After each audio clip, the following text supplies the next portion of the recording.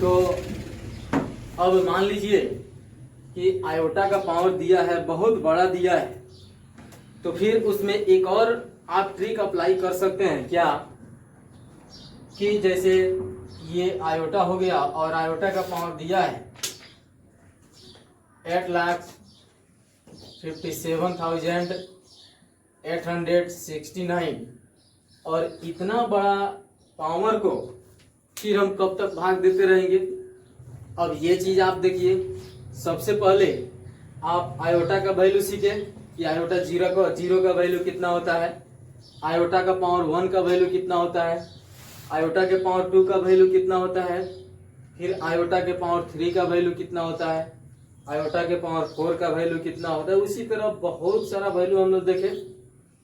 तो जब बड़ा बड़ा नंबर्स वाला पावर आएगा तो इसमें एक चीज और है कि हम इतना बड़ा पावर में फिर कब तक भाग देते जाएंगे 4 से। तो इसको भी छोटा करने का एक और ट्रिक है। तो ये कैसे अप्लाई कीजिएगा, यहाँ पे आप छोटे क्लास में पढ़े हैं डिविजिबल मेथड पढ़े हैं कि 2 से डिविजिबल, 3 से, 4 से, 5 से, 6 से, 7, 8, 9, 10 ये सब पढ़े हैं। तो 4 का डिविजिबल मेथड क्या होता है, कोई भी बड़ा संख्या हो उसका लास्ट टू डिजिट में हम लोग को डिवाइड लग जाना चाहिए। किससे? तो 4 से। यदि उसमें डिवाइड 4 से लगकर बिल्कुल कट जा रहा है, पूरा कट जा रहा है, रिमाइंडर हम लोगों का 0 आएगा, तो हम समझेंगे कि इस पूरे नंबर्स में 4 से डिवाइड लगेगा और जितना रिमाइंडर ये लास्ट 2 डिजिट में डिवाइड करने पर बचेगा उतना ही रिमाइंडर ये टोटल नंबर्स में डिवाइड करने पर बचेगा। तो इसका आप शॉर्ट ट्रिक देख लिए कि कोई भी बड़ा नंबर से यदि पावर में दे रहा है तो आप सीधे क्या कीजिएगा, लास्ट 2 डिजिट में 4 से डिवाइड कीजिएगा और उसमें जो रिमाइंडर बचेगा उसका वैल्यू लिखिएगा। जैसे यहाँ देखिए लास्ट में 2 डिजिट 6, 9 है, तो 6, 9 में हम डिवाइड करते हैं 4 से, 4 1 जा 4, 2 9, 4 7 जा 28, रिमाइंडर आ गया 1। अब हम आयोटा के पावर ले लेंगे 1, तो आयोटा के पावर 1 का वैल्यू कितना होता है, आयोटा, तो इसका आंसर हो जाएगा आयोटा। यदि आपको यकीन नहीं है, विश्वास नहीं है कि 69 में हम लोग डिवाइड 4 से करेंगे तो रिमाइंडर 1 आया, तो ये पूरे नंबर्स में भी डिवाइड करेंगे तो रिमाइंडर हम लोग का 1 ही आएगा। यदि आपको विश्वास नहीं है तो हम इस पूरे नंबर्स को डिवाइड भी करके दिखा देते हैं। 8,57,869 इसमें हम लोग को डिवाइड करना है 4 से, 4 2 जा 8, ऊपर से 5, 4 1 जा 4, 1, 4 4 जा 16, 1, ऊपर से 8, फिर 4 4 जा 16, 2, ऊपर से 6, 4 6 जा 24, फिर 2, ऊपर से 9, 4 7 जा 28, फिर रिमाइंडर 1 आ गया। देखिए आप यहाँ 69 में डिवाइड किए 4 से तो रिमाइंडर हमारा 1 आया। फिर उसी तरह आप पूरे नंबर्स में 4 से डिवाइड किए तभी रिमाइंडर 1 ही आया। तो जितना ही आयोटा का पावर बड़ा देगा तो आप एक ट्रिक अपनाइएगा कि लास्ट 2 डिजिट ले लीजिएगा और 2 डिजिट लेने के बाद उसमें आप 4 से डिवाइड कर दीजिएगा। डिवाइड करने के बाद जो रिमाइंडर आएगा उस रिमाइंडर को आयोटा के पावर में रखकर उसके वैल्यू को आप लिखकर आंसर तैयार कर लीजिएगा। ठीक है, अब ये आपको बिल्कुल समझ में आ गया कि आयोटा का कितना बड़ा पावर देगा तो आप उसका वैल्यू निकाल लीजिएगा। तो इसको भी देख लीजिए, लिख लीजिए। हाँ, एक काम और देखना है कि ये जितना डिवाइड करना है ये सब हम लोग को अपने रफ पेज पर करना है। ये ना कि जहाँ क्वेश्चन दे उसके नीचे हम ये डिवाइड करना शुरू कर दें, नहीं, ये डिवाइड करना है रफ पेज में। और रफ पेज में करने के बाद यहाँ रिमाइंडर को हम लेकर अपने वैल्यू को लिखेंगे। तो इस समय कॉम्प्लेक्स नंबर में हम लोग 2 चीज सीख लिए, 3 चीज सीख लिए।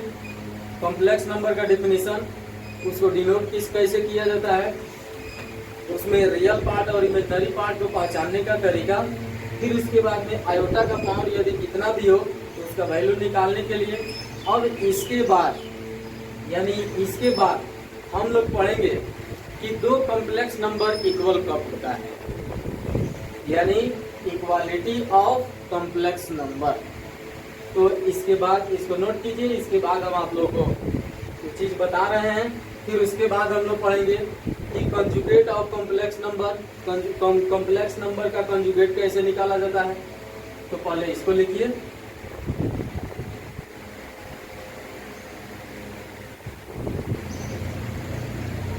हो गया। तो आइए अब हम लोग आगे पढ़ेंगे।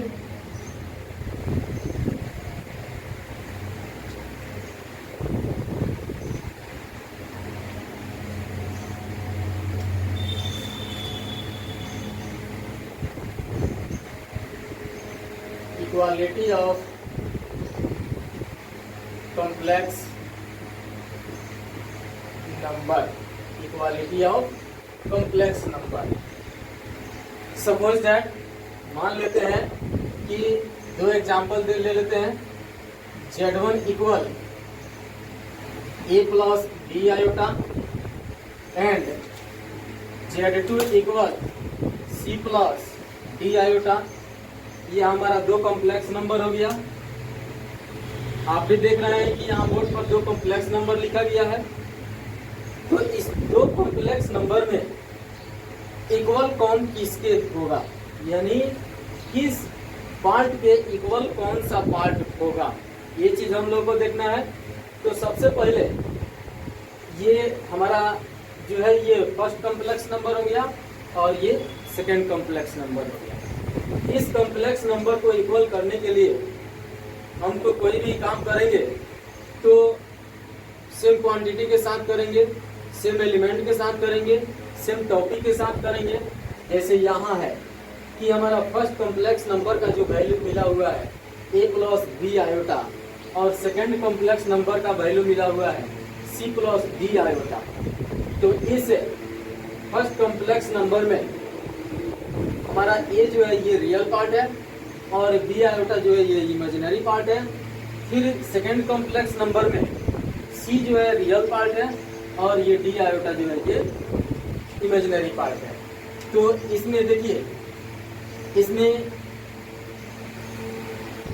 एक नंबर में हम लोग करेंगे क्या कि ये जो real part of first complex number, real part of first complex number should be equal to real part of second complex number. Real part of first complex number should be equal to real part of second complex number. फिर दूसरा condition है इसमें, imaginary part of first complex number should be equal imaginary part of second complex number, यानी first complex number का real number second complex number की real number के equal होगा। फिर उसके बाद फर्स्ट कॉम्प्लेक्स नंबर का imaginary number second complex number के इमेजिनरी नंबर के इक्वल होगा।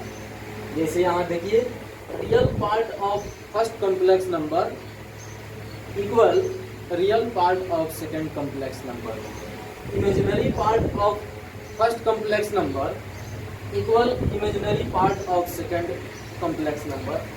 यहाँ देखिए, जैसे यहाँ ये A जो है इस सी के इक्वल होगा, यानी ए इक्वल सी, और ये बी आयोटा जो है ये डी आयोटा के इक्वल होगा, B iota equal D iota.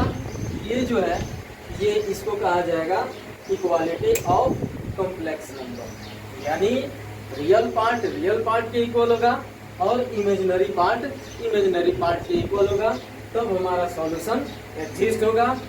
यदि ऐसा नहीं होता है तो हमारा सॉल्यूशन एग्जिस्ट नहीं होगा।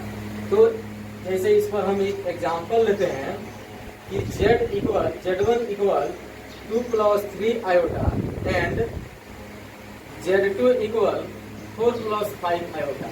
इसमें हम लोग को equality between two complex number हम लोग को करना है, यानी इस कॉम्प्लेक्स नंबर और इस कॉम्प्लेक्स नंबर में हम लोग को इक्वल करना है। तो ये कैसे होगा? तो real part of first complex number equal real part of second complex number and imaginary part of first complex number equal imaginary part of second complex number. तो आप तो बहुत पहले जान चुके हैं कि रियल पार्ट कौन होगा और इमेजिनरी पार्ट कौन होगा। तो रियल पार्ट आपका ये कांस्टेंट क्वांटिटी होगा और इमेजिनरी पार्ट आपका आयोटा वाला होगा, यानी इस कॉम्प्लेक्स नंबर में 2 जो है ये 4 के इक्वल होगा एंड 3 आयोटा जो है ये 5 आयोटा के इक्वल होगा, और ऐसे हम लोग इसको निकाल सकते हैं। ठीक है, आप बहुत पहले सीखे भी हैं कि ये जो है इसको रियल पार्ट कहा जाता है और इसको इमेजिनरी पार्ट कहा जाता है। इस पर थोड़ा सा ध्यान दीजिएगा कि आयोटा वाला इमेजिनरी पार्ट होगा और बिना आयोटा वाला रियल पार्ट होगा। इस पर बहुत सारा एग्जांपल आएगा, तो एक और एग्जांपल लेते हैं। Z1 equal 5 - 3 iota and Z2 equal 7 + 9 iota. तो इसको इक्वल करना है, तो ये इक्वल कब करेंगे? देखिए कैसे करेंगे। Real part of first complex number should be equal to real part of second complex number and imaginary part of first complex number equal real imaginary part of second complex number. तो इसको equal कीजिए। ये 5 जो है ये 7 के equal होगा, यानी 5 इक्वल 7, और ये -3 आयोटा जो है प्लस 9 आयोटा के इक्वल होगा। -3 आयोटा इक्वल 9 हो गया। फिर इसको आप अपने कॉपी में नोट कीजिए। अब इस टाइप का जितना भी इक्वल करने वाला कॉम्प्लेक्स नंबर होगा ये सब आप सॉल्व कर सकते हैं, कोई दिक्कत नहीं है, बिल्कुल सिंपल टॉपिक है। इसको आप अपने कॉपी में नोट कीजिए। इसके बाद हम लोग पढ़ेंगे कंजुगेट ऑफ कॉम्प्लेक्स नंबर।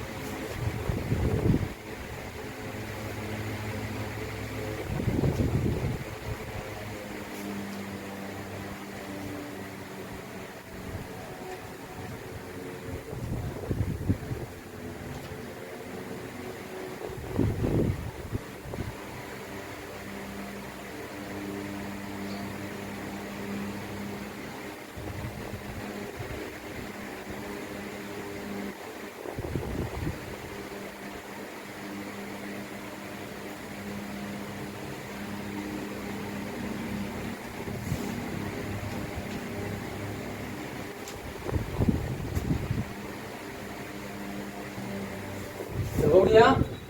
अब इसके आगे हम लोग पढ़ेंगे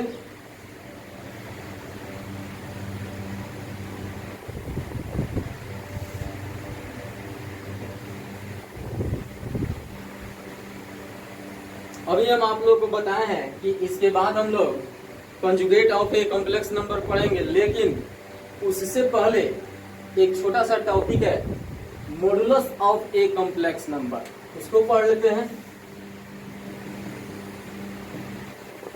modulus of a complex number, यानी किसी भी कॉम्प्लेक्स नंबर का मॉडुलस हम लोग कैसे निकालेंगे। मॉडुलस का हिंदी होता है मापांक, तो मापांक कैसे निकालेंगे ये चीज हम लोग इस टॉपिक में सीखेंगे। अब देखिए modulus of a complex number में होता क्या है। कोई भी यदि कॉम्प्लेक्स नंबर दिया तो उस कॉम्प्लेक्स नंबर का मॉडुलस निकालने के लिए क्या करना होगा। तो सिंपल है, उस कॉम्प्लेक्स नंबर का मॉडुलस निकालने के लिए एक छोटा सा ट्रिकली फार्मूला होता है जिसको आप माइंड में रखिएगा और उस फार्मूले से उस कॉम्प्लेक्स नंबर का मॉडुलस निकाल सकते हैं। तो आइए उस फार्मूले को हम लिखते हैं। Mod Z equal root x square plus Y square, यानी मॉडुलस निकालने के लिए हम लोग करेंगे क्या कि इस सूत्र को अपनाएंगे। तो इस सूत्र में है क्या, mod Z equal root x square plus Y square. उसके बाद हम लोग अपना वैल्यू निकाल लेंगे। तो सिंपल है, इस पर एक एग्जांपल लेते हैं।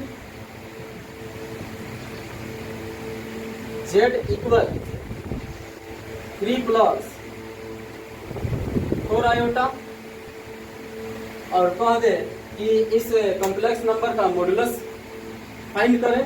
तो इस कॉम्प्लेक्स नंबर का मॉडुलस कैसे फाइंड किया जाएगा। तो सिंपल है कि यहाँ पे x का वैल्यू 3 होगा एंड y का वैल्यू 4 होगा। इसलिए modulus of z equal root x square plus Y square equal root 3 का स्क्वायर प्लस 4 का स्क्वायर। 3 का स्क्वायर 9 होता है, 4 का स्क्वायर 16 होता है। दोनों को ऐड कीजिएगा तो रूट 25 होगा। और आप पीछे क्लास में पढ़े हैं वर्ग और वर्गमूल, स्क्वायर एंड स्क्वायर रूट। तो 25 का स्क्वायर रूट कितना होगा, वर्गमूल कितना होगा, तो 5। तो हमारे पास मोड जेड का वैल्यू हो जाएगा 5 आंसर हो जाएगा। ठीक है, तो इस तरह से किसी भी कॉम्प्लेक्स नंबर का मॉडुलस निकाल सकते हैं। इस पर और एग्जांपल लेंगे। ये हमारा सेकंड एग्जांपल होगा, ये फर्स्ट एग्जांपल होगा। z equal -2 plus 5 iota. तो फिर यहाँ सॉल्यूशन हम लोग करेंगे। इसका सॉल्यूशन में मॉडुलस z कैसे निकालेंगे। तो x इक्वल है -2 और y इक्वल है 5। इसलिए mod z equal root x square plus Y square root -2 का स्क्वायर प्लस 5 का स्क्वायर। तो -2 का स्क्वायर 4 होगा और 5 का स्क्वायर 25 होगा। दोनों को ऐड कीजिएगा, रूट 29 हो जाएगा, यानी मोड जेड का वैल्यू हुआ रूट 29। ये आंसर हो जाएगा। ठीक है, फिर इसके बाद एक और एग्जांपल लेते हैं। ये हम लोग का एग्जांपल थर्ड होगा। z equal 4 minus 7 iota. इस कॉम्प्लेक्स नंबर का मॉडुलस फाइंड करना है, यानी ये जो z इक्वल 4 माइनस 7 आयोटा दिया हुआ है, इस कॉम्प्लेक्स नंबर का मॉडुलस कैसे निकलेगा। तो मॉडुलस निकालने के लिए हमारे पास एक छोटा सा फॉर्मूला है जो है यहाँ पे mod z equal root x square plus Y square. X का वैल्यू लिखेंगे, वाई का वैल्यू लिखेंगे, उसके बाद दोनों को स्क्वायर करके रूट के अंदर ऐड कर देंगे। उसके बाद उसका स्क्वायर रूट निकाल लेंगे तो हम लोग का आंसर आ जाएगा। जैसे इसमें दिया हुआ है x equal 4 and y equal -7, इसलिए mod z equal root x square plus Y square root 4 का स्क्वायर प्लस -7 का स्क्वायर। 4 4 का स्क्वायर 16 प्लस 7 का स्क्वायर 49, दोनों को ऐड करेंगे तो 9 6 15 का 5 1 4 एक 5 एक 6 हो गया। इतना आंसर हुआ मोड जेड का वैल्यू। देखिए यहाँ पे 7 का स्क्वायर 49 और 4 का स्क्वायर 16, दोनों को ऐड कीजिएगा यहाँ पे तो 65 होगा। अब इसको आप अपने कॉपी में नोट कीजिए, छोटा सा है तो इसमें कहीं से कोई आपको दिक्कत हो तो आप अपने कमेंट बॉक्स में भी लिख सकते हैं, और कमेंट में लिखने के बाद हम आपके समस्या का समाधान करेंगे। यदि इसमें कहीं आपको मिस हो तो ये भी कर सकते हैं। लिखिए, कॉपी में लिखिए।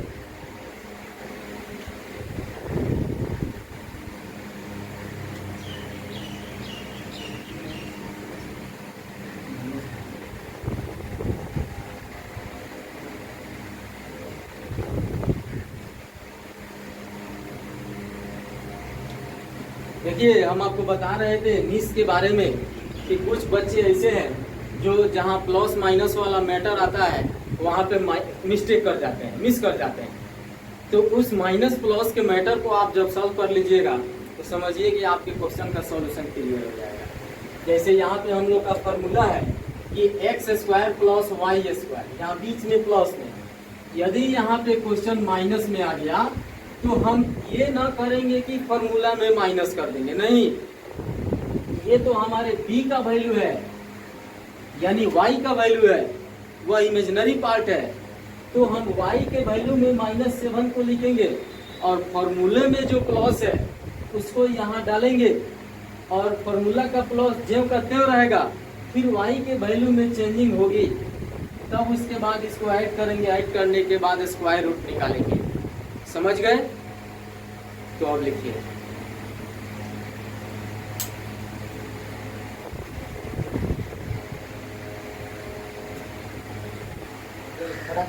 हो गया।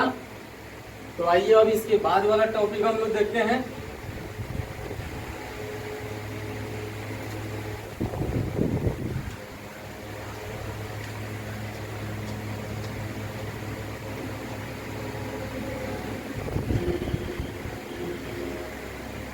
इसके बाद वाला टॉपिक हम लोग का है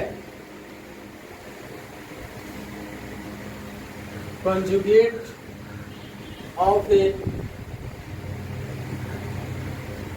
कॉम्प्लेक्स नंबर। किसी भी कॉम्प्लेक्स नंबर का यदि कंजुगेट निकालना हो तो हम कैसे निकालेंगे। ये एक चीज और ध्यान में रखिएगा कि कंजुगेट को हम लोग यानी कॉम्प्लेक्स नंबर की लैंग्वेज में जेड बार भी बोल सकते हैं। जैसे कॉम्प्लेक्स नंबर को जेड से डिनोट किया जाता था और उसमें जब कंजुगेट आ जाएगा तो उसको हम लोग डिनोट करेंगे जेड बार से। जैसे यहाँ पे कोई यदि कॉम्प्लेक्स नंबर दे दे a प्लस बी आयोटा और इसका क्या है कि find the conjugate of a complex number. एक कॉम्प्लेक्स नंबर हम लोग को मिला और इस कॉम्प्लेक्स नंबर का कंजुगेट फाइंड करना है। तो कंजुगेट निकालने के लिए क्या करेंगे, बस केवल साइन को चेंज कर देना है। और कहाँ के साइन को चेंज करना है, तो रियल पार्ट और इमेजिनरी पार्ट के बीच में जो साइन दिया हुआ है बस उस साइन को चेंज कर दीजिएगा तो आपका कंजुगेट निकल जाएगा। जैसे यहाँ पे देखिए z equal a plus b iota दिया हुआ है, तो इसका कंजुगेट निकालने के लिए a माइनस बी आयोटा हो गया आंसर। क्या कीजिएगा आप, केवल रियल पार्ट और इमेजिनरी पार्ट के बीच के साइन को अपोजिट कीजिएगा, उसका कंजुगेट निकल जाएगा। इसको जेड बार बोला जाता है, जेड बार इसको बोला जाता है, z bar equal a minus b iota. हो गया। एक एग्जांपल लेते हैं, जेड इक्वल 2 प्लस 3 आयोटा, इसलिए z bar equal 2 minus 3 iota answer. Conjugate कैसे निकाला जाता है, तो रियल पार्ट और इमेजिनरी पार्ट के बीच के साइन को चेंज कर दिया जाता है तो हमारा कंजुगेट निकल जाता है। जैसे यहाँ हमारा ओरिजिनल कॉम्प्लेक्स नंबर है z equal two plus 3 iota. तो इस प्लस को चेंज किए यानी अपोजिट किए तो प्लस का अपोजिट साइन माइनस होगा। ये हम लोग का कंजुगेट हो गया। एक और एग्जांपल देखिए, z इक्वल 2 माइनस 9 आयोटा। तो यहाँ माइनस में दिया है तो इसका जब हम लोग कंजुगेट निकालेंगे तो 2 प्लस 9 आयोटा आंसर। उसके बाद एक और एग्जांपल लेते हैं, third number, z equal minus 5 plus 7 iota. तो यहाँ पे आप आकर फंसिएगा नहीं, यहाँ पर आपको फंसना नहीं है, केवल हम लोग को बीच वाले साइन को अपोजिट कर देना है। ये किनारे प्लस हो माइनस हो उससे कोई दिक्कत नहीं है, बस केवल करना है हम लोग को कि बीच वाले साइन को अपोजिट कर देना है, हम लोग का आंसर तैयार हो जाएगा। यानी इसका कंजुगेट निकालने के लिए -5 -7 आयोटा आंसर हो जाएगा। रियल पार्ट के पहले जो ये साइन है इसमें नो चेंजिंग, यानी इसमें चेंज नहीं करना है, केवल हम लोग को करना है बीच वाले साइन को चेंज। जब बीच वाले साइन को चेंज कर देंगे तो हम लोग का कंजुगेट निकल जाएगा। उसके बाद देखिए एक और एग्जांपल लेते हैं, z equal -4 plus -4 minus 9 iota. इसका कंजुगेट निकालने के लिए हम लोग क्या करेंगे, बस बीच वाले साइन को चेंज कर देंगे। किनारे पर जो भी साइन दिया हुआ है उससे हमको कोई मतलब नहीं है, केवल बीच वाले साइन को चेंज करना है। इसीलिए z बार इक्वल -4 प्लस 9 आयोटा आंसर हो गया। कंजुगेट का भी क्लियर कंसेप्ट हो गया, यानी कंजुगेट का जो कंसेप्ट है, कंजुगेट निकालने के लिए जो कंसेप्ट है वो क्लियर हो गया।